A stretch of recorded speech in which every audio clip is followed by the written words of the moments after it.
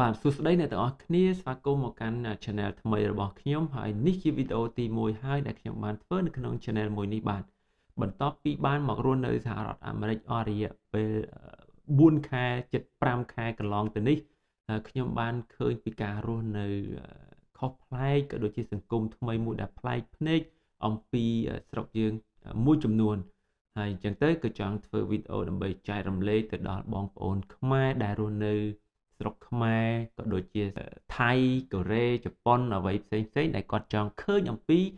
ជនជាតិខ្មែរយើងរស់នៅអាមេរិកនេះក្រៅតែពីឃើញថាការងារដែលមានប្រាក់ចំណូលខ្ពស់មានឡានទំនើបជិះមានផ្ទះមួយខ្នងពីរខ្នងខ្លះរហូតមានដល់ទៅ3ខ្នងទៀតក៏មានអញ្ចឹងក្រៅតែពីរឿងរ៉ាវអស់ទាំងនេះតើពួកគាត់រស់នៅទីនេះមានផលវិបាកក៏ដូចជាភាពសំណុកសុខស្រួលអ្វីខ្លះដែរនៅពេលដែលឈានជើងមកដល់សហរដ្ឋអាមេរិករហូតមកដល់បច្ចុប្បន្ននេះហើយទី2ទៀតនោះគឺខ្ញុំនឹងធ្វើជាវីដេអូមួយដើម្បីចែករំលែកនៅនីតិវិធីដើម្បីធ្វើការអ្វីមួយដូចជាការទៅធ្វើឯកសារនេះទៅធ្វើនោះចែករំលែកទៅតាមអ្វីដែលខ្ញុំបានដឹងអ្វីត្បិតតែខ្ញុំទៅតែមកដល់ថ្មីក៏ដល់ចុះប៉ុន្តែអ្វីដែលខ្ញុំបានឆ្លងកាត់និងបានធ្វើវាប្រកបដោយជោគជ័យហើយនោះខ្ញុំនឹងចែករំលែកទៅដល់អ្នកទាំងអស់គ្នាដើម្បីឲ្យបងប្អូនខ្មែរក្រោយមកទៀតនៅពេលដែលគាត់មកដល់ទីនេះកុំឲ្យវាមានភាពលំបាកលំមិនដូចអ្នកមុនដែលគាត់ធ្លាប់ឆ្លងកាត់ក៏ដូចជាខ្ញុំខ្លួនឯងដែរក៏វាមានភាពលំបាកខ្លះដែរនៅក្នុងការធ្វើការងារឯកសារអស់ទាំងនោះក៏ដូចជារស់នៅនៃជីវិតប្រចាំថ្ងៃទាំងមូលផងដែរអញ្ចឹងសង្ឃឹមថាវីដេអូមួយនេះអ្នកទាំងអស់គ្នាពេញចិត្តហើយកុំភ្លេចជួយ Subscribe Channel របស់ខ្ញុំម្នាក់មួយផងបាទជាដំបូងនៅក្នុង Channel វីដេអូទី1នេះខ្ញុំចង់ណែនាំខ្លួនឯងបន្តិចថាខ្ញុំជាអ្នកណាខ្ញុំគឺជាបេក្ខជនជាប់ឆ្នោត DV ឆ្នាំ2025ក៏ប៉ុន្តែនៅដើមខែ12ឆ្នាំ2024ទេខ្ញុំបានមកដល់ទឹកដីសហរដ្ឋអាមេរិកនេះហើយនេះក៏ព្រោះតែហេតុអ្វីទៅទើបបេក្ខជនជាប់ឆ្នោត2025ប៉ុន្តែខ្ញុំអាចមកដល់អាមេរិកនៅក្នុងឆ្នាំមុនមិនទាន់នឹងដល់2025ផងនេះក៏ព្រោះតែនៅពេលដែលខ្ញុំជាប់ឆ្នោតជាភ័ព្វសំណាងមួយនៅពេលដែលខ្ញុំជាប់គឺខ្ញុំទទួលបានលេខ case number ទាបតែទាបនោះក៏មិនជាទាបណាស់ណាដែរគឺ2792នៅពេលដែលខ្ញុំជាប់បានលេខរៀងទាបបែបនេះភ្លាមគឺខ្ញុំបានរុះរាន់រត់ការធ្វើឯកសារអ្វីផ្សេងដូចជាការធ្វើ passport គឺយើងធ្វើបែបលឿនកូនចៅរបស់ខ្ញុំគឺខ្ញុំធ្វើ1អាទិត្យបានសម្រាប់ខ្ញុំធ្វើ2អាទិត្យអញ្ចឹងខ្ញុំធ្វើការងារទាំងអស់ហ្នឹងសុទ្ធតែបែបយកលឿនទាំងអស់បាទអញ្ចឹងមិនមែនថាខ្ញុំជាប់ឆ្នោតនេះដំណើរការនៃការរត់ឯកសារទាំងអស់ហ្នឹងសុទ្ធតែរលូននោះទេគឺយើងមានឧបសគ្គខ្លះដែរដូចជាខែកំណើតម្ដាយនៅក្នុងសម្បត្តិកំណើតរបស់កូនមានភាពខុសគ្នាជាមួយនឹងថ្ងៃខែកំណើតរបស់ម្ដាយនៅក្នុងសម្បត្តិកំណើតម្ដាយដូច្នេះហើយគឺយើងបានធ្វើការប្តឹងគេហៅថាដាក់ពាក្យបណ្ដឹងទៅតុលាការដើម្បីសុំកែនៅថ្ងៃខែកំណើតរបស់ម្ដាយនៅក្នុងសម្បត្តិកំណើតកូនបងរបស់ខ្ញុំនោះអញ្ចឹងនេះជាឧបសគ្គមួយទី1ដែលខ្ញុំបានជួបនៅក្នុងការរត់ឯកសារបន្ទាប់ពីនោះទៀតនៅពេលដែលកូនស្រីខ្ញុំកើតបានតែប្រហែលខែទេអញ្ចឹងខ្ញុំអត់ទាន់បានចុះឈ្មោះកូនស្រីរបស់ខ្លួនឯងនៅក្នុងសៀវភៅគ្រួសារអញ្ចឹងខ្ញុំក៏ចាប់ផ្ដើមរុះរាន់ទៅចុះឈ្មោះភ្លាមប៉ុន្តែការចុះឈ្មោះនោះវាទាមទារពេលវេលារៀងយូរដែររហូតដល់ទៅ3អាទិត្យទើបខ្ញុំអាចទទួលបានសៀវភៅគ្រួសារនឹងមកវិញបាទអញ្ចឹងនៅពេលដែលបានសៀវភៅគ្រួសារហើយខ្ញុំទាមទារឲ្យខ្ញុំយកទៅបញ្ជាក់ដើម្បីធ្វើនេះធ្វើនោះផ្សេងទៀតពីព្រោះវាបតិកលាគ្នាច្រើនអញ្ចឹងវាមានឧបសគ្គពីមួយទៅមួយច្រើនដែរបន្ទាប់ពីធ្វើឯកសាររបស់ខ្លួនឯងដូចជាសៀវភៅគ្រួសារសៀវភៅស្នាក់នៅក៏ខ្ញុំសង្កេតឃើញមួយទៀតគឺសម្បត្តិអាពាហ៍ពិពាហ៍របស់ខ្ញុំសម្បត្តិអាពាហ៍ពិពាហ៍របស់ខ្ញុំមាន2ច្បាប់ការដែលធ្វើគឺគេមួយឲ្យប្រពន្ធមួយឲ្យយើងប៉ុន្តែបច្ច័យដនមួយមកមានមួយ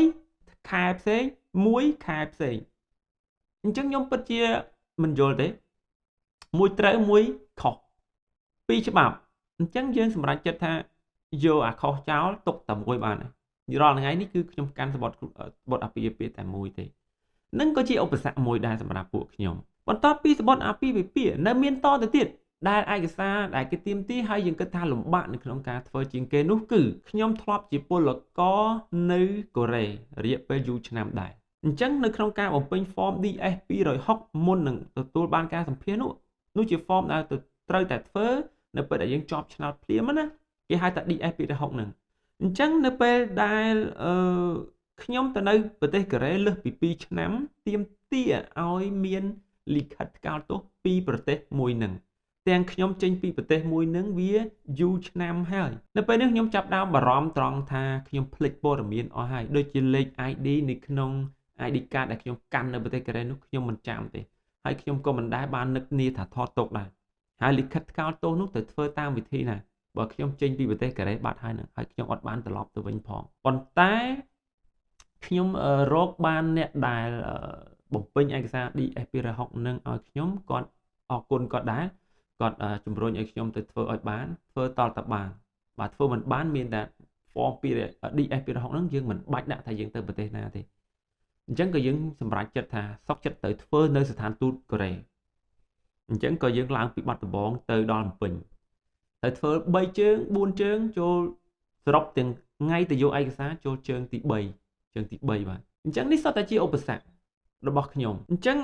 បន្ទាប់ពីហ្នឹងទៀតมันមានជាឧបសគ្គអ្វីដែលជាឲ្យគាត់សម្គាល់ទៀតទេបាទអញ្ចឹងយើងបំពេញ form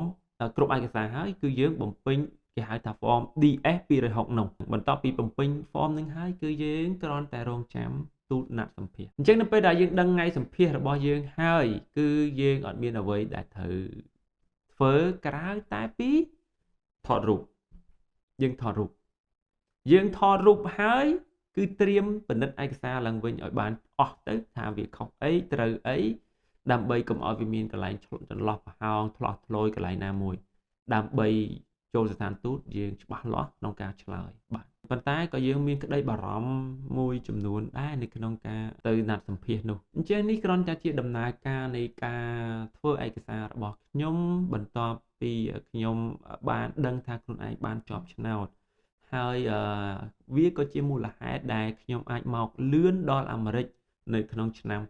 2024ទាំងមិនតាន់ចូលឆ្នាំ2025ផងបាទខ្ញុំមកដល់ហើយបាទអញ្ចឹងរាល់ការទិញសំបុត្រយន្តហោះក៏លឿនហើយការទៅយកវីសានោះទៀតក៏លឿនអញ្ចឹងខ្ញុំធ្វើឯកសារទាំងអស់នោះសុទ្ធតែលឿនទាំងអស់បាទនេះហើយជាមូលហេតុដែលខ្ញុំមកអាមេរិកបានមុនបាទអញ្ចឹងនេះក៏ជារឿងរ៉ាវរបស់ខ្ញុំហើយអញ្ចឹងបន្តទៀតខ្ញុំនឹងធ្វើវីដេអូបន្តទៀតដើម្បីនិយាយអំពីដំណើរការរបស់ខ្ញុំតាំងតែពីដើមរហូតមកទៀតហើយនៅមានវីដេអូចែករំលែកច្រើនទៀតដែលខ្ញុំនឹងចែករំលែកទៅដល់អ្នកទាំងអស់គ្នាហើយក្រៅតែពីដំណើរដើមតងនៃការជាប់ឆ្នោតហើយរបស់ខ្ញុំនេះបាទប៉ុន្តែកុំភ្លេច Subscribe នៅ Channel របស់ខ្ញុំដើម្បីទទួលបាននៅវីដេអូក្រោយៗទៀតខ្ញុំសង្ឃឹមថាខ្ញុំនឹងអាចធ្វើវាជាប្រចាំថ្ងៃក៏ទោះបីជាមិនបានប្រចាំថ្ងៃក៏ដោយចុះក៏ប៉ុន្តែខ្ញុំនឹងធ្វើវាឲ្យបានជាញឹកញាប់ទៅតាមពេលវេលាដែលខ្លួនមានក្រៅតែពីធ្វើការនិងការមើលកូននៅផ្ទះបាទខ្ញុំនឹងចែករំលែកទៅដល់អ្នកទាំងអស់គ្នាសម្រាប់ជាព័ត៌មានជាចំណេះដឹងដើម្បីឲ្យអ្នកទាំងអស់គ្នាងាយស្រួលនៅក្នុងការមករស់នៅទីនេះដោយមានភាពរលូនជាងខ្ញុំអរគុណច្រើនបាយបាយជួបគ្នានៅវីដេអូក្រោយ